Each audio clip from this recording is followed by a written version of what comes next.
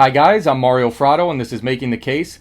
Before I get into anything else, I want to start with what was perhaps the most controversial moment of the whole debate, and that was when President Trump said, "Proud Boys, stand back, stand by." Now, a lot of people read into this, especially the media. They claimed that President Trump was telling white supremacist groups to be ready to fight and that he was basically their commander.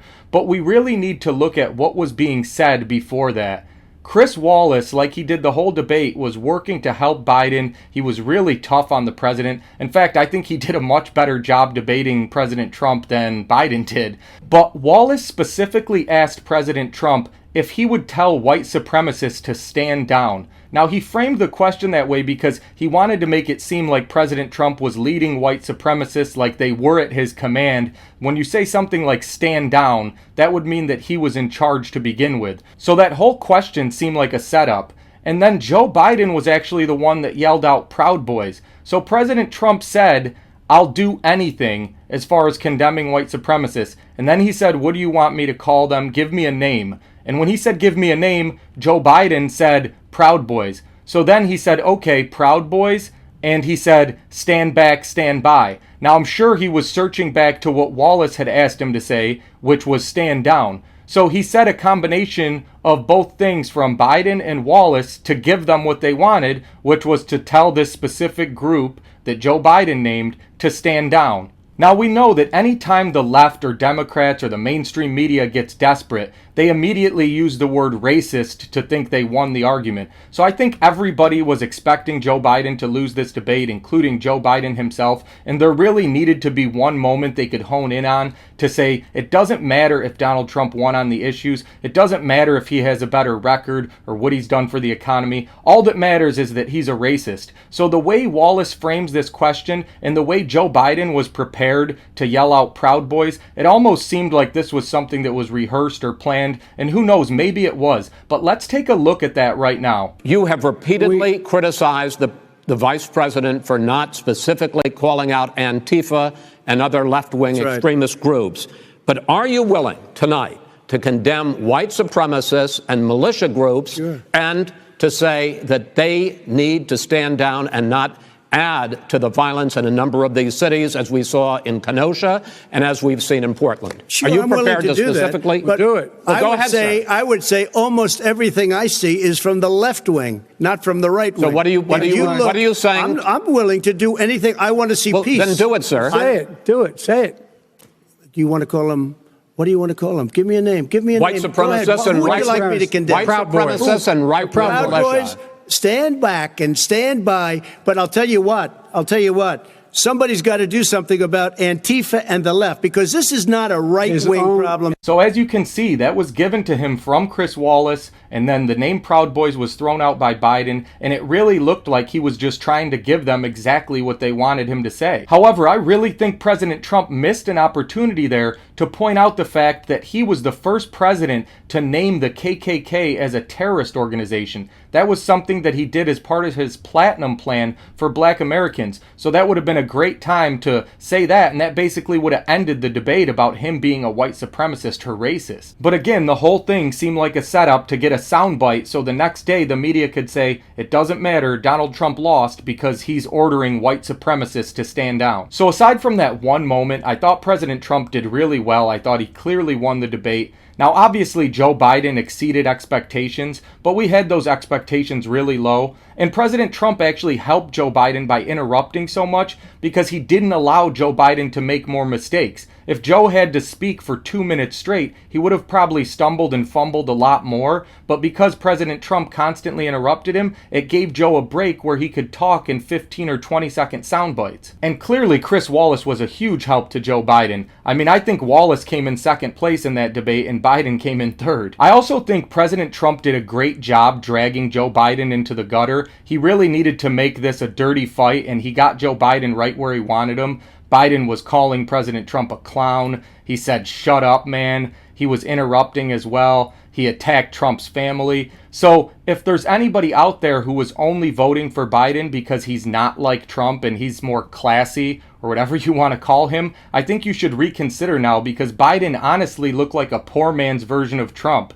He went just as low, except you have no results and all the Washington baggage that comes with almost 50 years in politics with Joe Biden. Trump did a great job pointing that out here when he told Joe that he's done more in 47 months than Joe did in 47 years. Take a listen to that clip here. Joe, I've done more in 47 months. I've done more than you've done in 47 years, Joe. We've done things that you never even thought of doing. Trump also had some other great zingers. There was a moment where they were talking about shutting down the country, and President Trump was trying to stop Joe from talking, so he said, "Let me shut you down for a second, Joe."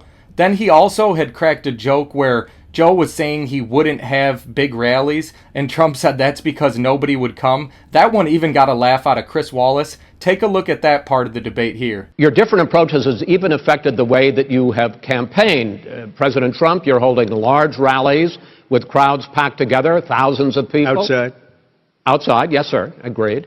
Vice President Biden, you are holding much smaller events with... Because nobody will show up. People with... Well, it's true. Nobody shows up to his rallies. All right. Antifa also came up. President Trump said to Joe Biden that Antifa would overthrow him, and Joe said that Antifa's just an idea.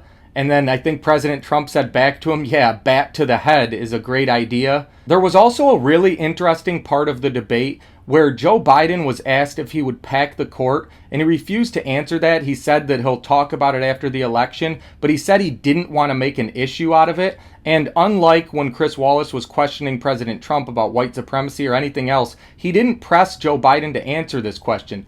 Now, that's just not acceptable, because the whole point of running for president is that you have to tell people your positions and take criticism. Joe can't just say that he doesn't want to make an issue out of it. But apparently that's been working for him, because he's been hiding in his basement and not doing interviews, not taking questions from reporters, and if you believe the polls, he's supposedly winning right now. There had also been some talk about Joe Biden possibly wearing a hidden earpiece or some sort of electronic device. Now, I don't know if that's true or not, but there was some claims that he had agreed to an inspection before the debate to see if he was wearing an earpiece, and then suddenly, right before the debate, they decided not to do an inspection. Now, again, I don't know if that's a conspiracy theory, but it did seem like Joe performed better than expected, and there was one point in particular where he was fishing for the name of Kellyanne Conway, and it didn't seem like he could recall that. And then suddenly it seemed like he was listening and he came up with her name. So that point to me made me think it's possible, because it kind of seemed like somebody just told him the answer. Take a look at that point here. You know, his own former spokesperson said, riots and chaos and violence help his cause. That's what this is all about. I don't know who said that. I do. Who? I think Kellyanne Conway. I don't think she said that. She said that. And so here's the... All right. I also think Biden missed a huge opportunity to get some sympathy when he was talking about his son, Beau, who had passed away. He was talking about his service to his country. And then President Trump said, which son? And when he said Beau, President Trump said he didn't really know anything about Beau, but he knows that Hunter was thrown out of the military for using drugs. And he used that to go into a segue about Hunter Biden receiving $3.5 million from the mayor of Moscow's wife. So again, Biden couldn't control the debate, and he allowed President Trump to take over and make some really good attacks on Hunter. My son was in Iraq. He spent a year there. He got the Bronze Star. He got the Conspicuous Service Medal. He was not a loser. He was a patriot, and the people left behind there were heroes. Really? And I resent. Are you talking about Hunter? Are you talking about Hunter? I'm talking about my son, Beau Biden. You're talking about. I don't know Beau. I know Hunter. Yeah, Hunter got thrown out of the military. He was thrown out, dishonorably discharged. That's not true. He wasn't dishonorably. Cocaine use. And he didn't have a job until you became vice president. Once you became vice president, he made a fortune in Ukraine, in China, in Moscow, that is simply and various not other places. True. He made a fortune. My son. And he didn't have a job. My son. So even though President Trump was double teamed by Chris Wallace and Joe Biden, I thought he really took care of both of them pretty easily. And there were so many more great moments in this debate, and I could probably do this for an hour. But to keep this short for you guys, I'm going to end here. But I'll just say that if there's any summary of this debate or any key takeaways, it would be that Joe Biden wants to raise your taxes and he wants to shut this country down. So if we're going to get back to where we were before COVID-19, then we need to re-elect Donald Trump. Guys, if you like this video, please like, share, subscribe, and stay tuned for more. Thanks, guys.